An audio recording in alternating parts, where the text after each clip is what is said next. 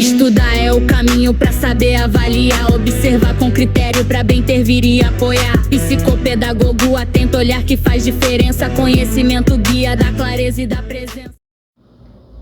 Olá pessoal, tudo bem com vocês? Meu nome é Raquel Ourix, eu sou psicopedagoga e neuropsicopedagoga aqui do Espaço Somar. Então vamos lá.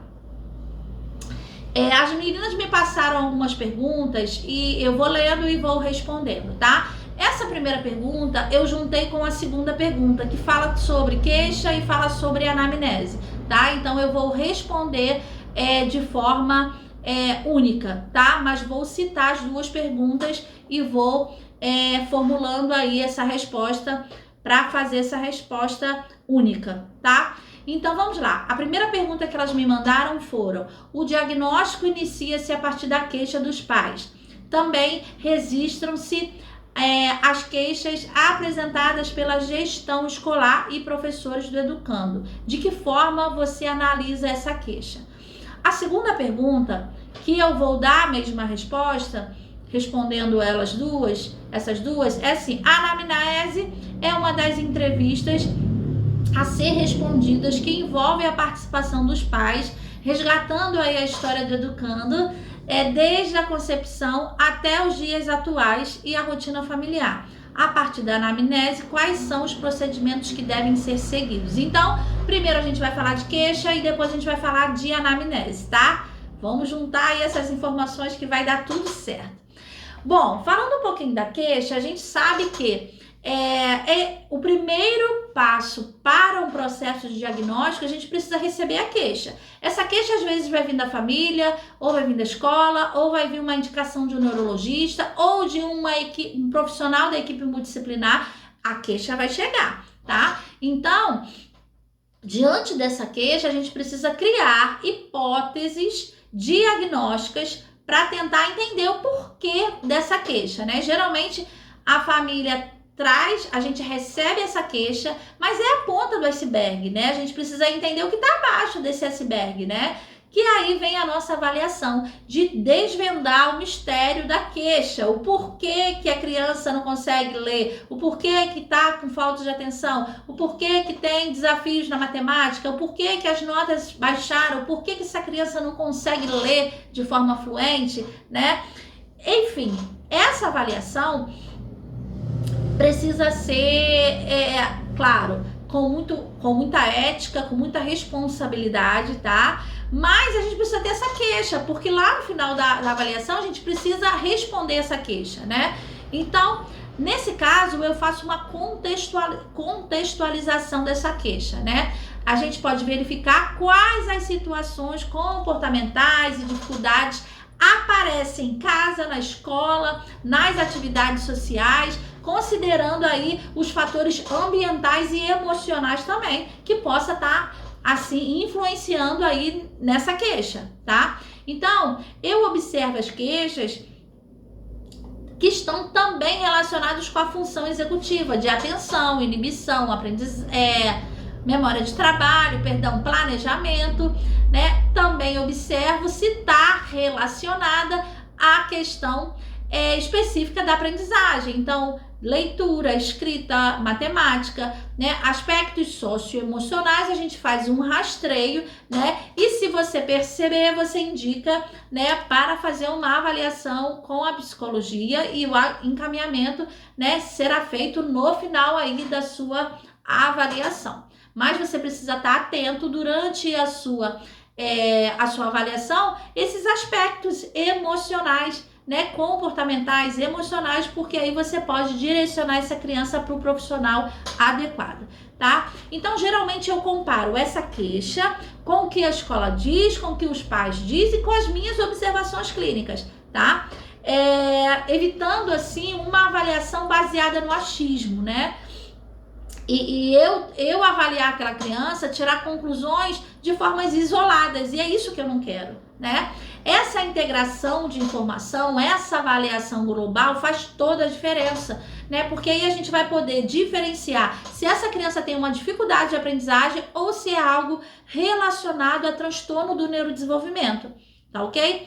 Então, falando de queixa, a gente analisa como uma hipótese inicial, né, que precisa ser confirmada ou não, aí de acordo com os instrumentos que nós vamos aplicar, formais ou não formais, padronizados ou qualitativos, né, com as nossas observações clínicas, o desempenho escolar dessa criança, né, para garantir uma validade, uma precisão diagnóstica, né, e além aí dos encaminhamentos que você vai precisar fazer de acordo com o perfil cognitivo dessa criança, né, dos déficits que ela vem apresentar. E aí a gente vai ter um embasamento mais tarde para fazer uma orientação adequada, né, para a família, fazer uma elaboração de um planejamento interventivo para essa criança, porque você conhece essa criança, né? Você catucou aquela queixa e avaliou no profundo, né? Falando um pouquinho da anamnese, após essa realização da anamnese, que tem uma função muito importante de resgatar essa história, né, do desenvolvimento da criança e compreender também todo esse contexto familiar, escolar, social, né? Deve seguir uma linha de raciocínio, né, dentro desta avaliação, né? Então, esse levantamento de queixa, né, a gente pode organizar, a mãe vai trazer todos os relatos e a gente vai organizar essas informações obtidas na anamnese, transformando elas em hipóteses, né? Por isso que eu falei que as duas perguntas estão muito ligadas, né? Então, a gente precisa entender qual é o comportamento, qual a dificuldade dessa criança no seu atendimento clínico, como é essa criança na escola, como essa criança interage na sua família, e a gente precisa buscar relatos, né, que coincide com o desempenho real dessa criança. Então, a mãe diz que é assim, a escola diz que é assim, e eu tô vendo que é assado. Então, a gente precisa entender, né, o que tá acontecendo pra gente validar essa queixa inicial, tá bom?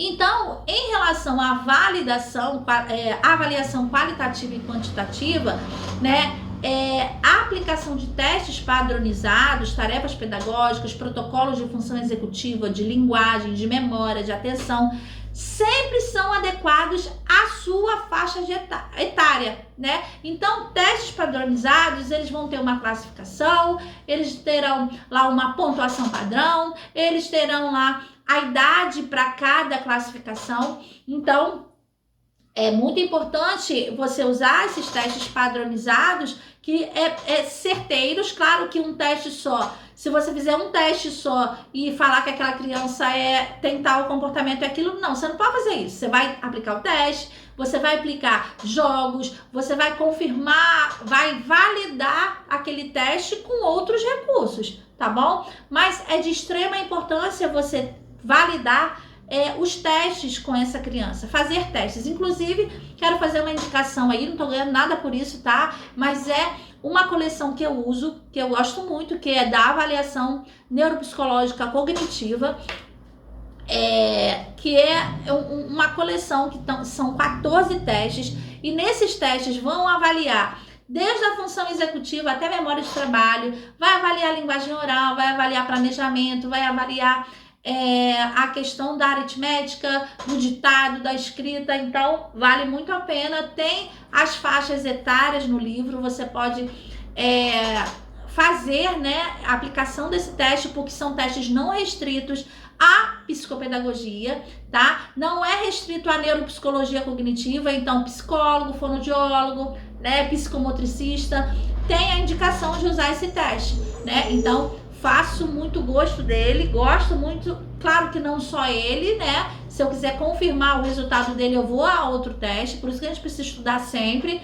né? E aí, com todos esses achados, né, de testagem, de escalas, né?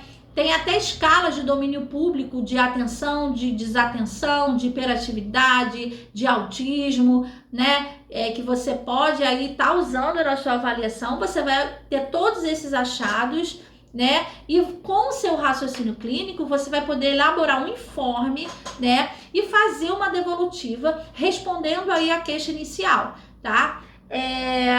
Depois que você oferecer esse informe para a família, você vai fazer uma apresentação clara e objetiva para a escola, né, desses achados, porque é muito importante a escola saber que tipo de habilidade você está trabalhando, até mesmo para você orientar a escola em uma estratégia que a criança necessite naquele momento, ou até mesmo na elaboração de um PEI, você pode também auxiliar, né? E aí, com todos esses achados, você já construiu esse PEI, você vai fazer aí o seu planejamento clínico, né? O seu PEI clínico, o seu plano terapêutico, né? Individualizado, com metas funcionais, com objetivos terapêuticos, com estratégias baseadas em evidências, né? Sempre articulando família e escola. Então, é dessa forma que eu ajo, é dessa forma que eu faço, né, após a anamnese, é dessa forma que eu analiso as minhas queixas, olhando para o todo e não só para a queixa que a família traz, tá bom? Então, a nossa avaliação ela precisa ser global. Vamos para a próxima pergunta.